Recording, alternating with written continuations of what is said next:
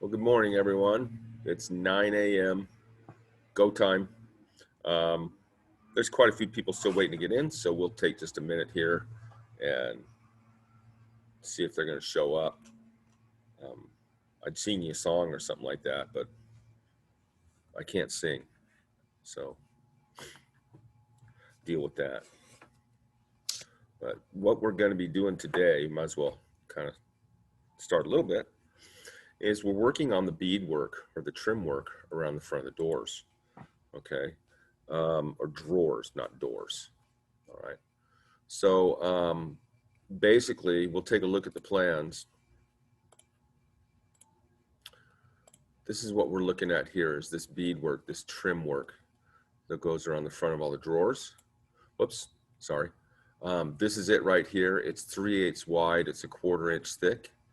Okay, and that requires a 1/4 inch by 1/4 inch rabbet to be cut all the way around the perimeter of the drawer front. And then the look of it when you're done, supposed to look like this beadwork right here. We'll see if I can make it happen or not. But it's a tedious, time-consuming thing because all these corners, all these joints here where these beads meet at the corner, they're all mitered, they're all 45 degrees. So getting a nice fit with no gaps is the goal here. And my secondary goal is to be able to glue these in place without making an incredible mess. So I've done a few things to try and avoid that at all costs. So we'll start here by taking a look at how some of this stuff is made, okay? So basically, I'm gonna zoom out here a little bit so you can see my face. Everybody deserves to see my face. So basically what we have is, I went to the planer and then the drum sander, and then the joiner, then the table saw, obviously. And these were about 5 inches wide when I started. This is the 1/4 inch thick stock. Basically what I did was I cut a test rabbet on the dado saw, okay, around the perimeter of a spare piece I had, right? So we've got a little test rabbet here, okay? And let's zoom in a little bit. So what I did was I took this test rabbet and I took it over the drum sander with me so that as I drum sanded it, I got to the point where that fit just perfect in that rabbet, right? I wanted the thickness of this to match in that rabbet, okay? And like I said, these were much wider. I had 2 pieces, 36 inches long. And then what we do is we go to the router table and we have what's called a bullnose bit, okay? I'm gonna come in on this a little bit. Maybe you can see a little better. And we have what's called a bullnose bit, okay? I have another one sitting in the router table right now. But basically, with the combination of the right bit height, it's hard to see that, and the right fence location, it basically trims off a nice rounded shape, top and bottom surface. So you end up getting something sort of like this. All right, this is our little bullnose material, okay? So you can kind of see we've got a little bit, I know it's very hard to see. I'm looking at the screen right now, I'm trying to figure out a way. We've got a tiny little bullnose on this surface, a nice rounded surface, okay? So basically what you do is you go to the router table. Once you're jointed and ripped, so you have parallel edges. Oh, I got Easter coming in. Get him in here. And what you do is you route that bullnose on both edges of the board, and I had 2 boards. Then you come to the table saw. Fence is set to rip at 3/8 of an inch. We rip this edge off, we flip it over, we rip the other edge off. Do the same thing to the other board, go back to the router table, do both edges again. In other words, the goal here is to have plenty of material. This has all been bullnosed, all this stuff, because it's very easy. In fact, you should expect to make some mistakes in the miter work. So you want spares. Always want spares. It's like when we do the timbre door, we're going to have spare slats. And there's a couple reasons for that. Number one, I could make a mistake on the miter work, which is very likely, okay? It happens. You take just a hair too much off, and that's it. Hold on, I got somebody else coming in. Second thing is tear out, splits, splintering, things like that on the pieces. Oak is notorious, as some of you probably already know, for tearing and splitting and splintering and things like that. So when I go to the router table, like I got a chunk taken out of this one right here. When I go to the router table, I want to have plenty of material so that if the router table eats one of them or something like that, I've got spares. Okay. So there's our stuff. What I've got right here is I've got the start of the beadwork going around here, and man, this is going to take some chisel work. I see some gaps on this one. So basically what I'm doing here is there's really no way to clamp these guys on here, and I don't want to shoot those really fine pin nails in here either. I really don't, because I don't want a pin nail to decide, well, I'm just going to come out the front or something like that and just jack the whole drawer up. I can make more of this trim stuff, but I really don't want to have to make a new drawer. So I'm just holding these on there with, and this is actually binding tape for guitar work. This is just binding tape to hold it in place. And I'm looking at the edge of this. I don't know if you guys can see this, but I'm going to have to figure out why this is doing this, because I don't like it one bit. It fits pretty well, but then right here, I'm not sure if you can see or not, I've got a pretty bad gap right here that I can see. I'd rather not have to fill that with a sawdust paste, so I want to see why that is the way it is. That's really weird that it's doing that, because it should fit perfect. And there's why. Wow. Okay, so there's nothing I can do about that. It's going to have to fit on there just the way it is. All right, so let's get started on this. And I'll show you guys how we cut these. So basically, when you do something like this, there's quite a few projects that require this kind of miter work around it. And obviously you can't see. We've done a lot of projects, in other words, in the past that have this type of miter work to work around something with 45s. So the process basically is that you start with one of the longer edges and get that first one, okay? And what I do is I cut a spare piece with a miter at each end going those directions, right? So that as I work my way around, I can test the fit. I know it's hard for you guys to see this. I wish it was better. I can test the fit of that last miter and work my way around. Okay, so let's get started on this.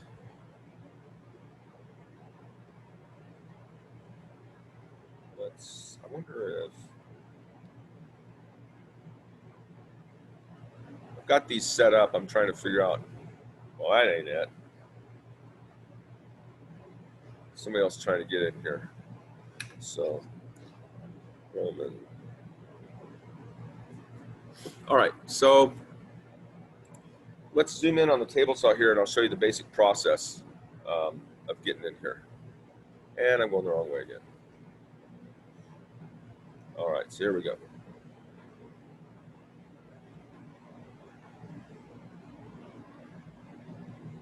Okay, so here's what I have. I have a piece right here. Okay. The next one I'm doing is this long piece right here along the bottom. So I have a piece here that I've already mitered one end.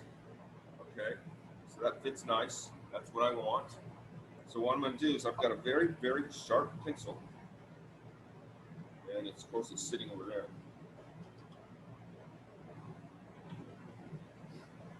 This is where one of the Japanese marking knives would come in, nice and handy.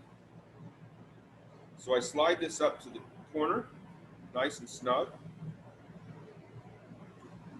And I don't know if you guys can see this or not. I'll try and do it the other way so you can see it.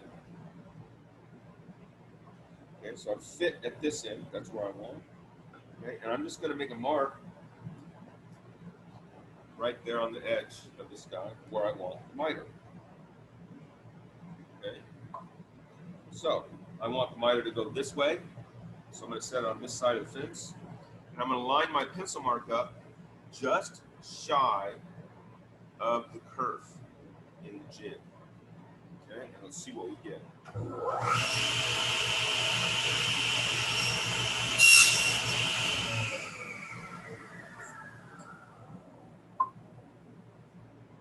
Okay, let's see how we did here. All right, a little more's got to come off. I can tell how much I need to take off when I slide this up by whether or not, I don't know if you guys can see this, whether or not this corner of the miter is flush with this edge of the rabbet. Okay, so that's what I'm trying to accomplish. We're going to take a little bit more off. I'd rather on the first pass not take enough. You can always take a little more off.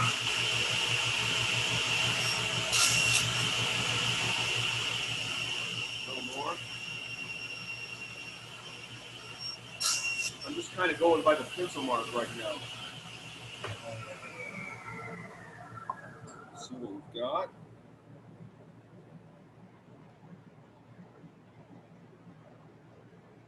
We're going to have to take some more off.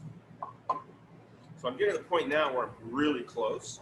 So what I'm going to do is on this blade, this is what's called an ATB table saw blade. It's called alternate top bevel.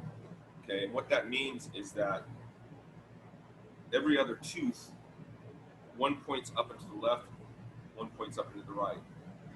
In between those is a flat topped tooth. So, hold on, I got somebody coming in.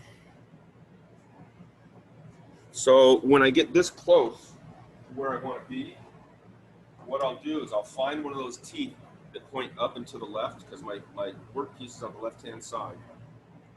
There's one right there. And I'm going to slide this up, and I'm going to slide my piece up to the tooth, and then just give it a little push. That's probably too much. So I'm just taking a tiny bit off, and I think that might do it.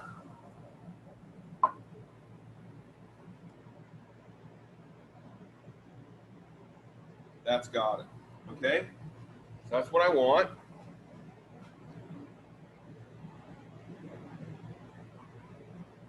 I got 2 more people waiting to get in.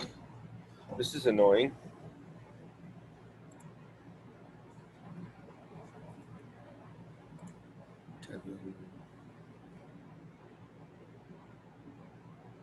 Do I have...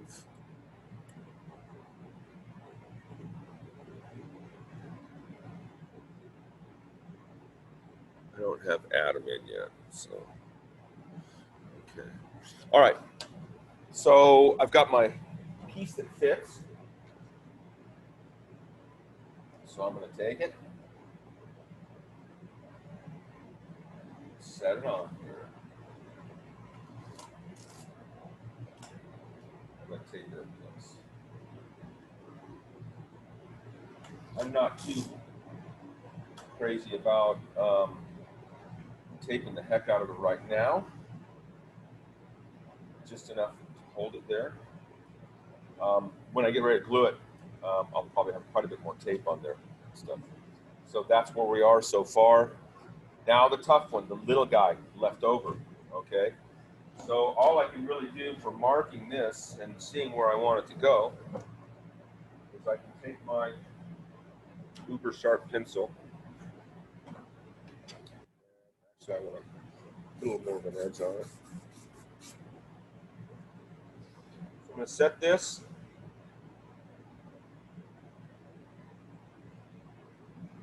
I'm going to make a guess where I need to be. Go outside that guess a little bit. Just a little bit.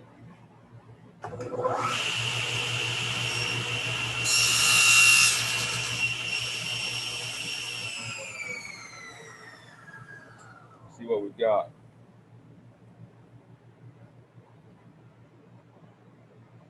A little more.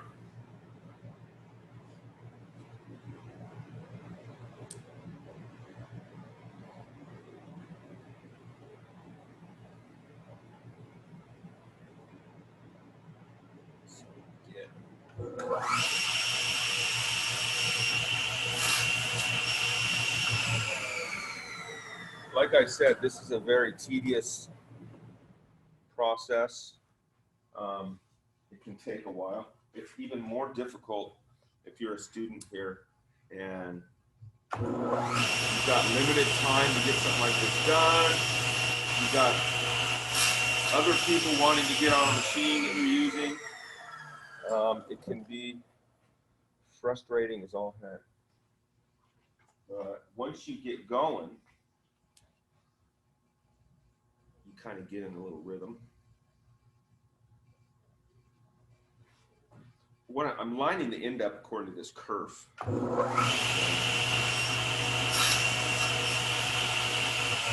these little ones are difficult. Boy, really gotta get more on.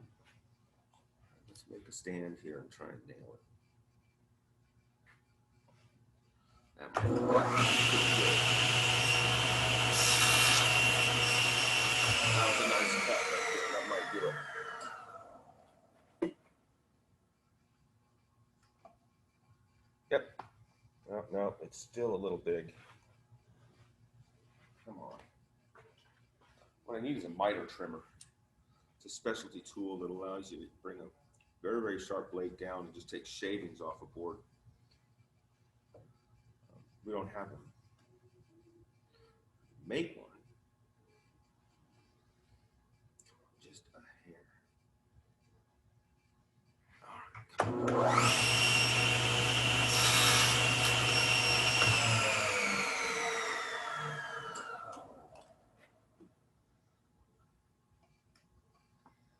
I believe that's got it.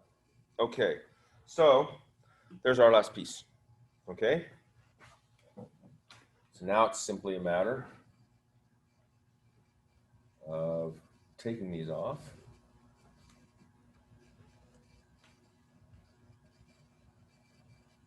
Hopefully in the order that I have them on here. It shouldn't matter, but it's never a bad idea to maintain the same type of order on these things.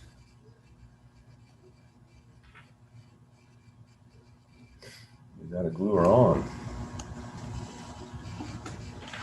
Now this is actually another interesting little difficulty here. You can't just glue one on without any reference as to exactly where it sits in the rabbet. You have to be at 2 pieces at a time. In other words, I have to be able to take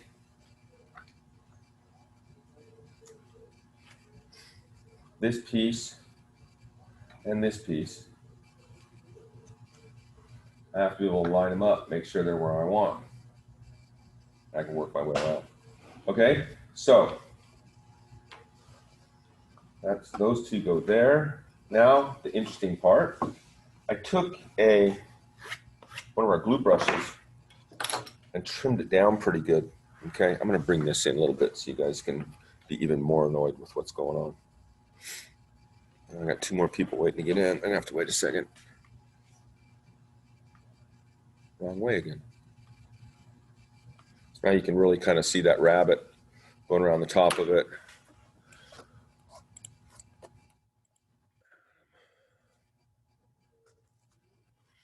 Okay. All right, so what I did was I took one of our glue brushes here and trimmed the tip of it down so it's smaller. I didn't want to have a glue brush making a mess here. And we'll see how this is going to work. Okay. Hopefully my little trim job on the glue brush worked.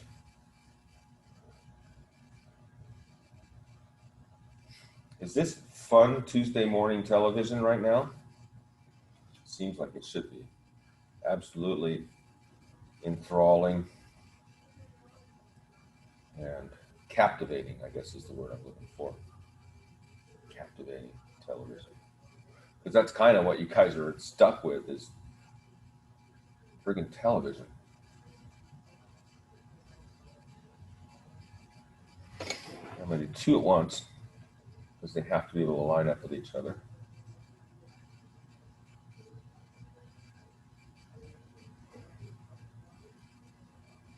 Like I said, this is fairly tedious work.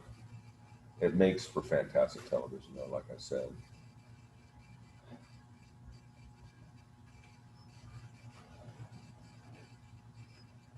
on that surface. It's a good brush, man. Brandon, you did a good job. Thank you.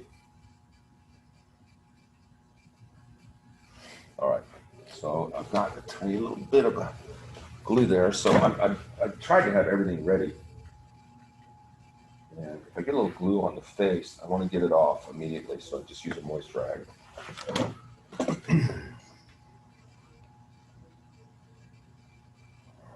This one. Center on there. Try and get it lined up perfectly. That's good. That's what I want.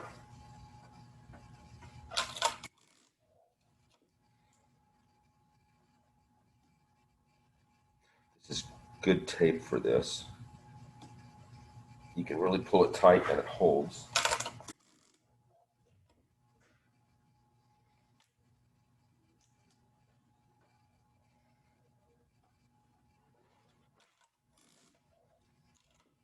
It's got a fancy dispenser too, which is nice.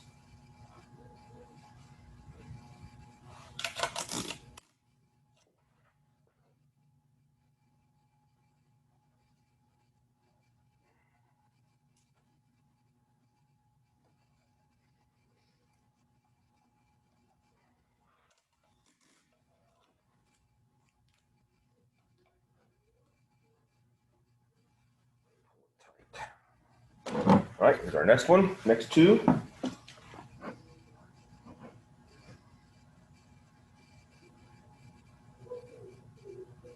You guys can talk, you know, it's all right. But my guess is you're all still asleep. That's my guess.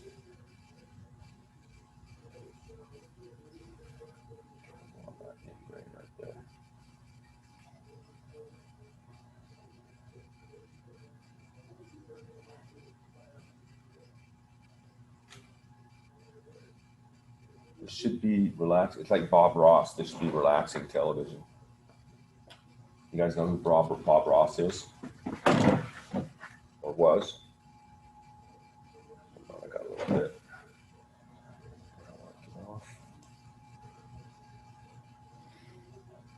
All right. Drop her right in there.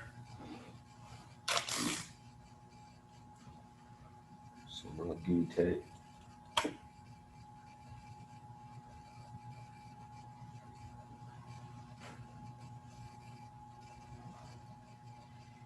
I got it where I want it.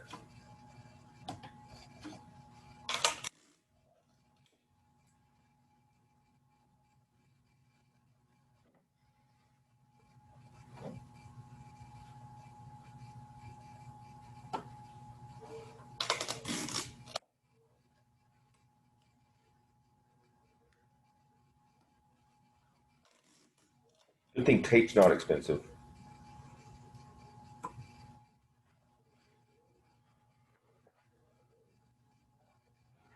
Side, it's not quite.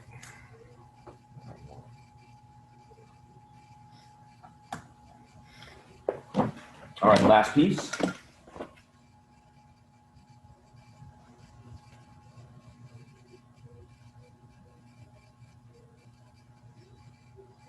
He's nice. I should put a lamp here so I can see a little better.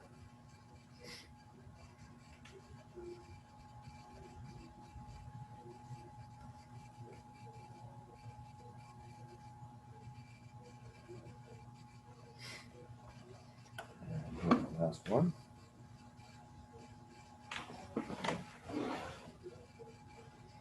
Beautiful. You do good work, man.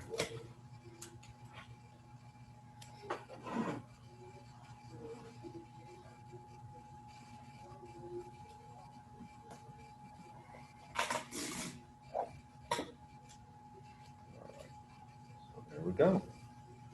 We have our first drawer beadwork done. Oh, I got somebody coming in. Another late one. So that's kind of it. It doesn't look like much with a tape on it.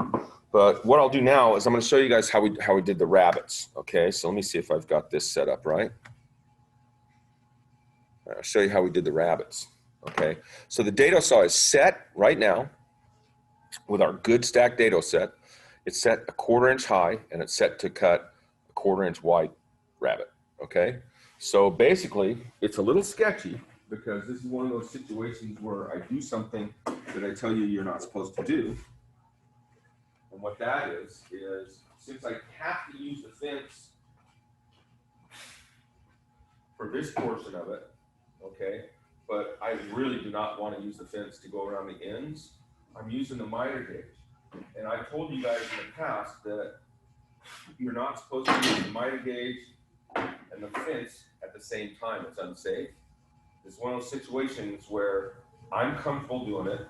I can't think of another easy way to do it, so this is how we're going to have to roll. Okay, so it's pretty straightforward. The trick for me is to keep it flat and to keep it snug against the fence. So I'm going to hold it tight down here and keep it tight to the fence.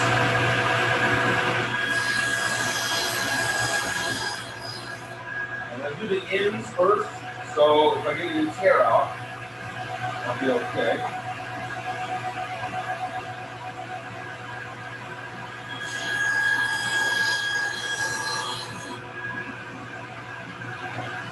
Get rid of the fence. And a push block here makes it really nice, really easy to control.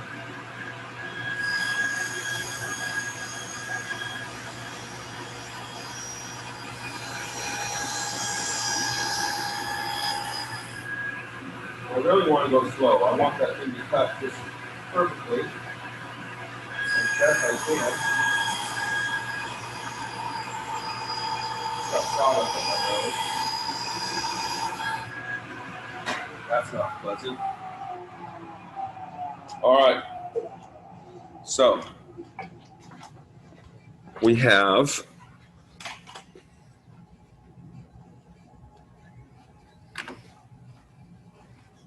our second drawer front rabbited and ready for trim. Okay. It's going to be a while before I have any glue ready to go, so I'm going to keep this guy from solidifying there. Save my brush.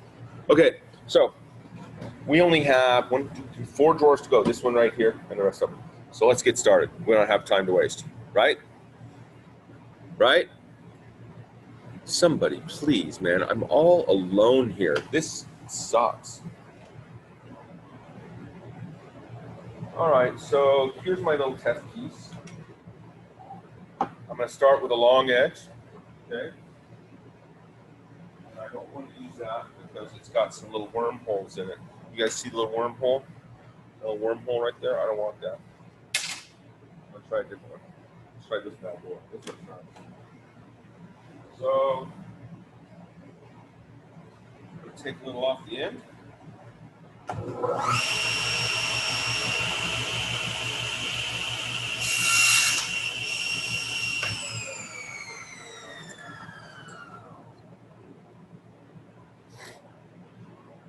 And I've got my little test guide here. I've got my sharp pencil somewhere. I thought I had it.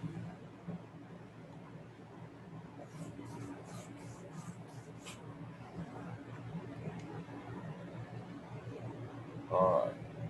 And here's my little test piece so that I can line this up right on this first corner.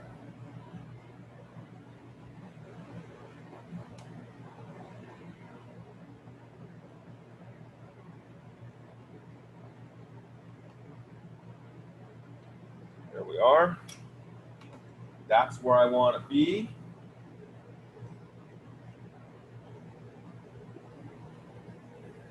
Give us a little mark. And we're going to go here and cut it. I can tell you guys are thoroughly enjoying this. You're commenting, you're engaged. It's fantastic. The trick here is to not trip the saw stop.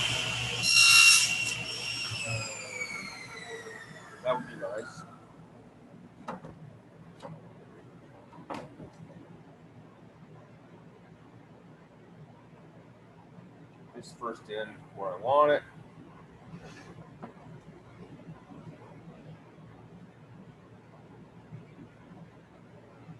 Right there. See where I am. I gotta take more off. Really?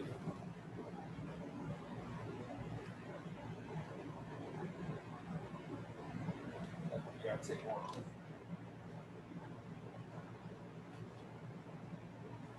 Thanks, Zeph. I should have listened to you in the first place. But I don't have to take much off. So I'm gonna find a left-leaning tooth. I'm just gonna touch that tooth. I'm gonna scoot it a hair more. Let's see what we get.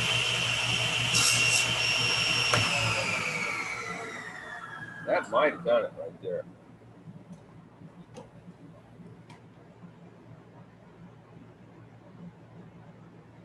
So Halloween, anybody dressing up for Halloween and going trick-or-treating? If you are, what are you dressing up as?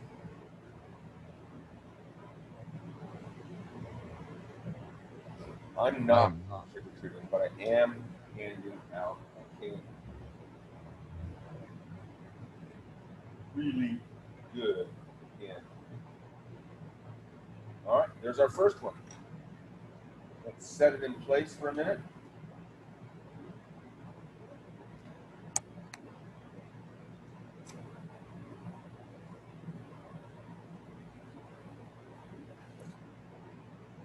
So Brody, you're going as Brody Tripp. Zeph, you're going as Zeph. Joey, you're going as Joey. Oh, those are terrible, terrible costume ideas, people. I said, tell me what you're going as. Wake up. If I think you are all asleep right now and not paying attention to what I'm trying to teach you, I'm going to give a quiz. I'm going to give a 15 to 20 point test every day the rest of the week based on research that you'll have to do on your own outside of class. And it could cover anything from plant physiology, human biology, genetics, cell organelles, woodworking, drafting, engineering, metalworking. Just watch a scary movie. You're not dressing up, Zeph? Come on, man. I mean, what would I do? Well, it's Halloween, dude. It's the first time in forever that Halloween's been on a Saturday night. It's a full moon. It's supposed to be really nice weather. So, Brody, you're going to the sand dunes? Well, I would say break a leg, but that's a really bad thing, so don't. Devin, you're just going to sleep? Really? I would have thought you get plenty of sleep during my class. A 9-hour shift on Halloween. Where do you work, Colin?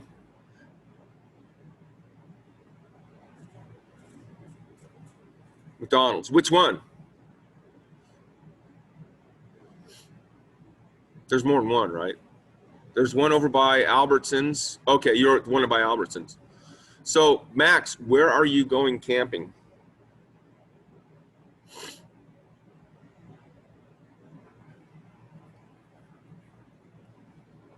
So we got Brody's going to the sand dunes. Grayback. Oh, okay. Overnight hike. Yeah, 2 weeks. We're going camping in 2 weeks. We're just going to a nice little RV park where it's comfortable and free shuttle service and all that stuff. So it's going to be a couple weeks. But I wish I was going this weekend. But I have the wife and I got 2 masks from Home Depot years ago. One's like a fuzzy fox mask and the other one's a wolf. You know, it's a full head mask that the mouth opens and closes and all this stuff. So we got those. And then what we're going to do is I have this big piece of like 5-inch diameter black PVC pipe, black ABS pipe. I'm going to slice it right down the center to make a trough, right? So we live on a hill. We're going to set it up so there's a little stand right here at about 10 or 15 feet away from us and a taller stand up here where we're sitting. and I'm going to put furniture paste wax inside the trough so candy slides down it like snot. I shouldn't say that, right? This is school. Slicker than snot. And then at the bottom of the trough, there'll be a big black bucket that's hanging on the trough the candy drops into. And we've got this really nice skeleton that's going to sit down there with the bucket. And then there's a fog machine that's going to be blowing fog down there at the bottom of the trough. So we can stay 6 feet away from people and they can still get their candy. So yeah, we'll just be sitting up there on the porch with our fuzzy fox mask and fuzzy wolf mask, sliding candy down a ABS trough to all the little darlings on Halloween. So it should be an interesting evening. It's supposed to be really nice. It's supposed to start warming up towards the end of the week. Should be a great night for Halloween. We usually get quite a few kids. We're in one of those neighborhoods that a lot of kids walk through a lot of times. So we usually get quite a few kids. We bought like, I think 6 of those gigantic bags of candy from Costco a couple weeks ago. So we've got, my God, we've got 20 pounds of the stuff. So it should be a fairly profitable evening for the little kiddos that stop by the house. We usually give out quite a bit of candy because in order to get up to our house to get candy, you have to climb a pretty good little hill. So we tend to make it worth their while when they come by for candy. So it's usually pretty good Halloween. So let me see if I can get one more of these cut real quick before I let you guys take off. All right. Let's see what we got here. I'd like to get one more done. And there's our fit. There's our mark. Okay. And there's our cut. These little ones are a bit sketchy. So I'm going to go for it on the first cut. I'm going to see if I can nail this with a single cut. Let's see if I can do it.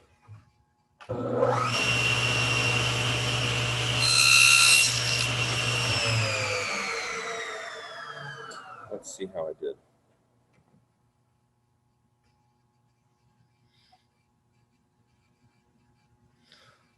Nope. I suck at life. That's not good enough. That's not good enough. Let's try that again. The old tooth touch here, we'll do that. We'll get it right up where we want it. And then we're just gonna bring a little more. Try not to take my finger off. And we'll see what we've got. Ha ha ha. Who is the man? You are, Brandon. All right, there's our second one. Get it temporarily taped in place. It is basically impossible, at least for a non-Japanese professional woodworker like me, to get these perfect with absolutely no gaps. It's just impossible. So we've got ways to fill them up. Okay, so that's going to be it for today, folks. Make sure you get your name in the chat window. Thank you for being here. Please try to get here on time tomorrow. Take care of yourselves, and we will see you tomorrow. Bye, folks. Don't lose your mind, Brandon. I don't have one to lose, so I'm okay there. Thanks.